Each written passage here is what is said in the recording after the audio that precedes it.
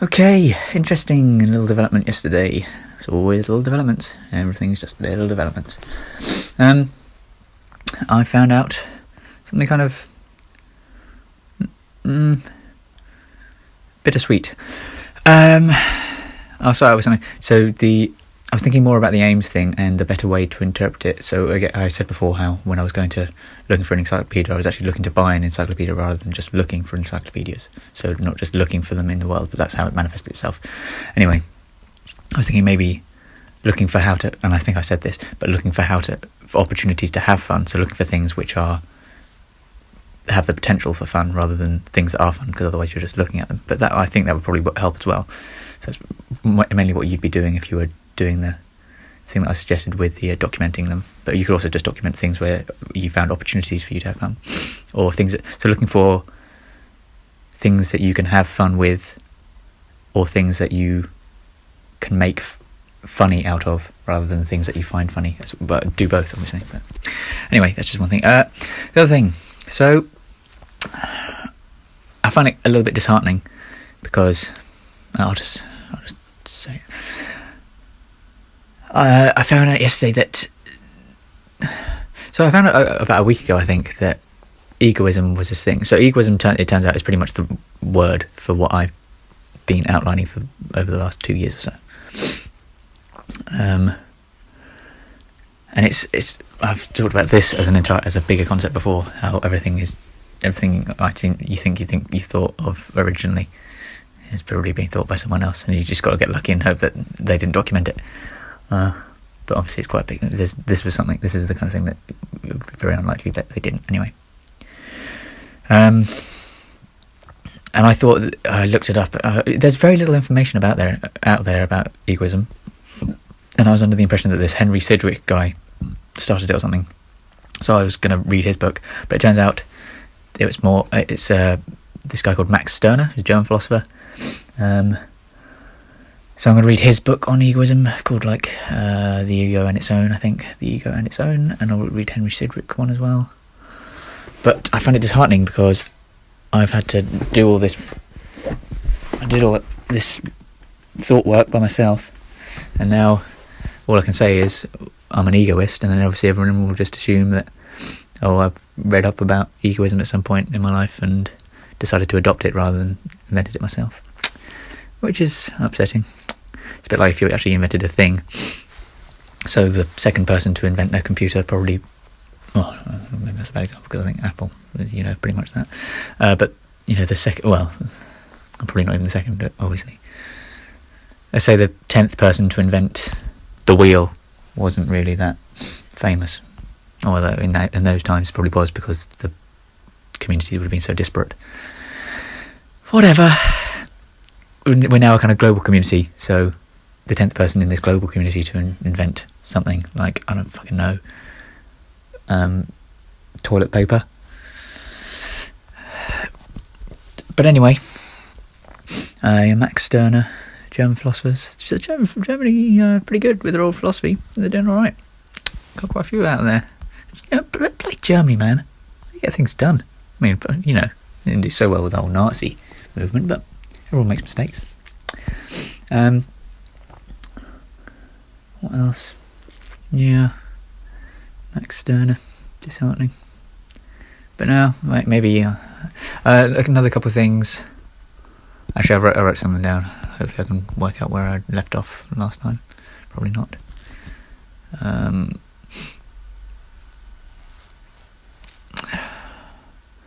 I think so. So it turns out there are 3 types of egoism. There's psychological egoism, ethical egoism, and rational egoism. And I think I'm all 3. I think I'm a strong proprietor. That's not it, but a supporter of all 3, I guess.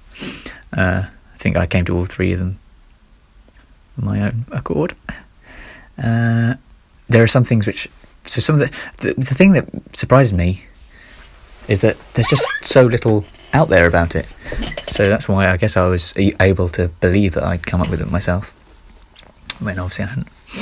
Because if you just type egoism on YouTube, which is where I do most research, there's very few videos out there, and even less so that are actually, popular to any degree. There's another thing. There is something. This only occurred to me in one of the comments of one of the videos.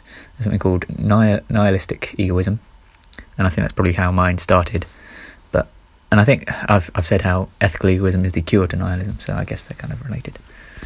But whatever. I guess nihilism is like the Venn diagram thing. I was talking about the nihilism and the ethical. But anyway, so now I'm thinking about writing that book. Maybe depending on how these other books go, I guess I won't. Well, I might write it, I might not. But it would probably be basically a book about egoism, and but maybe no one's used it to show why you shouldn't commit suicide for. I don't know.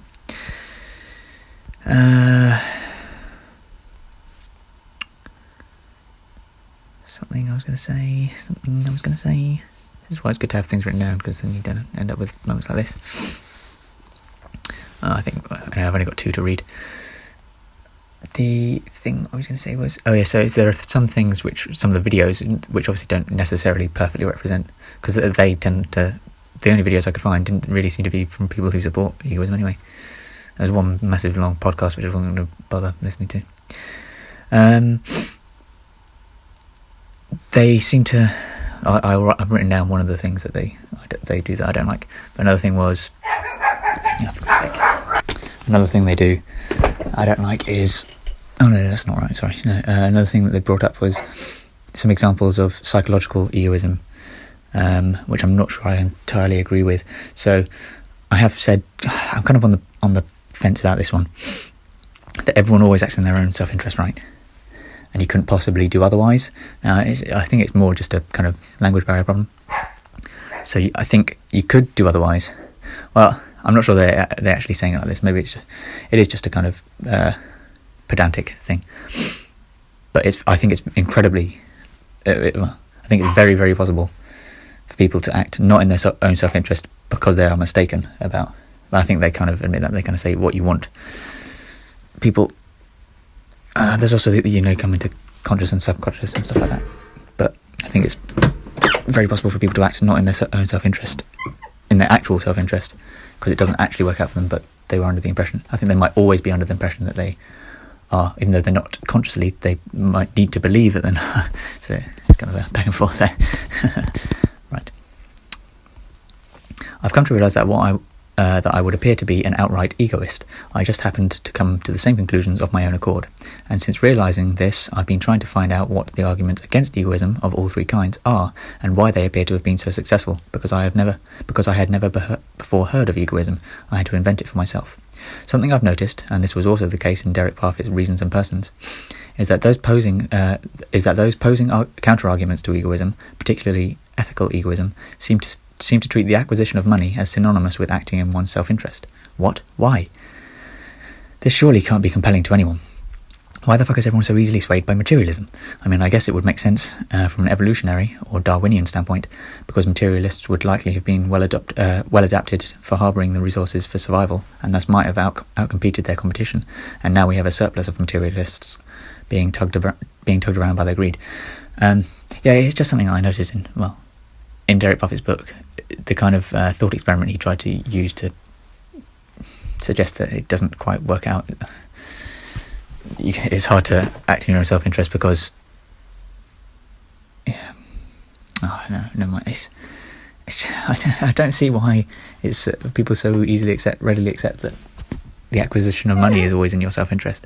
It's so simple. So simplistic, rather.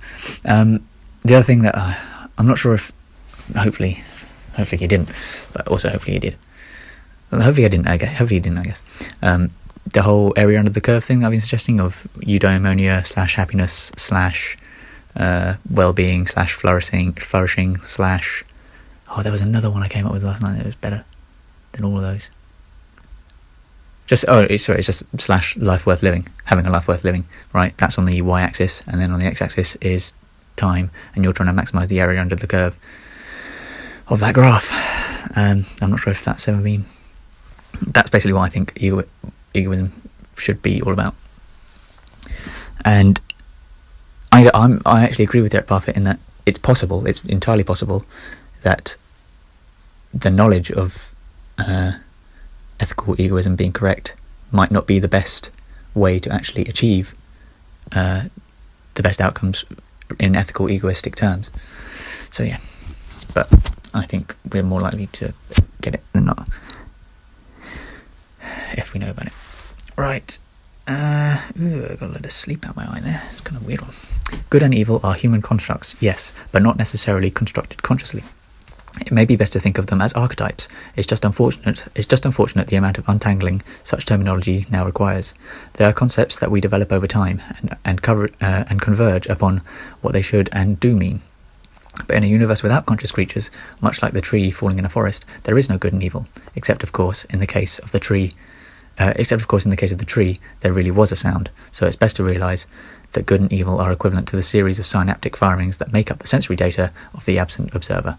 So if there's no observer to hear it, if there's no one in the forest, if a tree falls over and there's no one in the forest, did it make a sound? Yes, the tree man made a sound, but no one was there to hear it, so no one heard it. Good and evil. If good and evil happens in a universe, but there's no one there to witness it, did good and evil really happen? Well, no, because the good and evil occurs. It's a judgment placed on it by a conscious observer. Or just an observer. Didn't really need to be conscious, I suppose.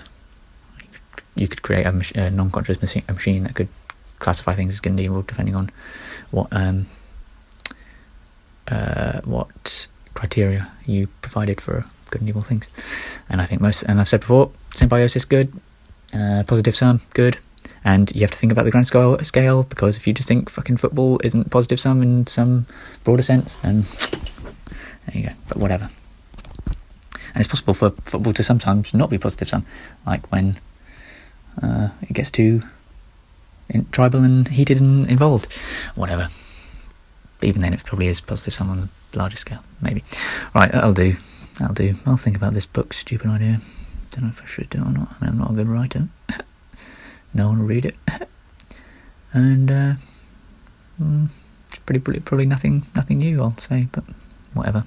Maybe I'll just revitalise egoism